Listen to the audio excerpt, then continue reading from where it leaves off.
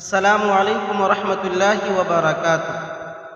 ناظرین، آج کی اس ویڈیو میں ہم سب ایام 20 کے روزے کے متعلق جانیں گے۔ ناظرین، سب سے پہلے ہم جانتے ہیں کہ 20 کسے کہتے ہیں۔ 20 کے معنی سفیدی اور روشنی کے آتا ہے۔ اسلامی مہینے کے اعتبار سے 13، 14، 15 تاریخوں میں چاند بالکل روشن ہوتا ہے، اسی لیے اس کو 20 کہتے ہیں۔ امید ہے آپ 20 سمجھ چکے ہوں گے۔ اب آئیے جانتے ہیں کہ ایام 20 کے روزے کسے کہتے ہیں۔ اسلامی مہینے یعنی محرم، صفر، ربیع الاول، ربیع الاخر، جمادی الاول، جمادی الاخر، رجب، شعبان، شوال اور ذی القعدہ، ذی الحجہ۔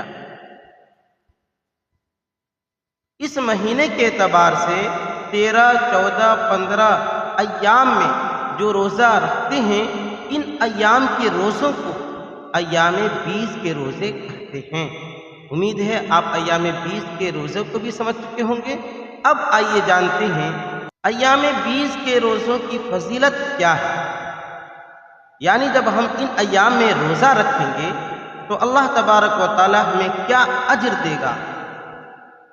نبی اکرم صلی اللہ علیہ وسلم ایام 20 کے روزوں کا اہتمام کرتے تھے۔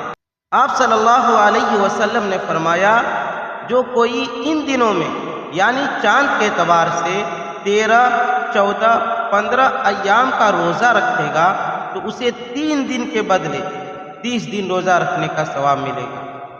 ناظرین، رمضان کے علاوہ ادھر جو 11 مہینہ بچا، اگر کوئی شخص ہر مہینے میں ان ایام کے روزوں کا اہتمام کرتا ہے تو 3 کو 11 سے ملٹیپلائی کیے تو 33 روزہ ہوا۔ 33 روزہ کے بدلے اللہ تبارک و تعالی ہمیں پورے سال روزہ رکھنے کا ثواب دے رہا ہے۔ اس لیے میں آپ تمام ناظرین کرام سے اور خاص طور سے اپنی ماں اور بہنوں سے درخواست کرتا ہوں کہ آپ ایام 20 کے روزوں کا اہتمام کریں۔